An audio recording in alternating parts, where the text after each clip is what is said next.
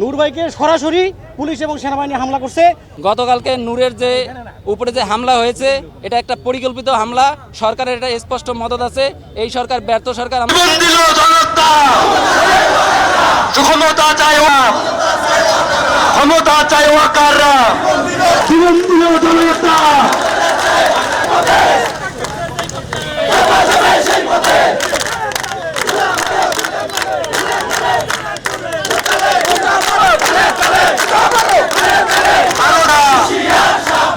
আওয়ামী লীগের দালালেরা। আমরা জানতে চাই একটি নিবন্ধিত রাজনৈতিক দলে সভাপতিকে এভাবে কোন রাইটসে বাংলাদেশের প্রশাসন এভাবে মারতে পারে? আমরা মনে করি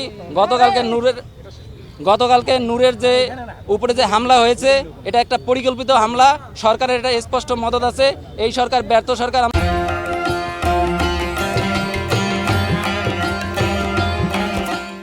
প্রধান যে স্বরাষ্ট্র উপদেষ্টা আছে তার পদত্যাগ চাই, সেই সাথে এদের সঙ্গে যারা জড়িত আছে, এই ঘটনার সঙ্গে যারা জড়িত আছে স্পষ্ট ফুটেজ অনুযায়ী তাদেরকে গ্রেপ্তারের আওতায় আনতে হবে।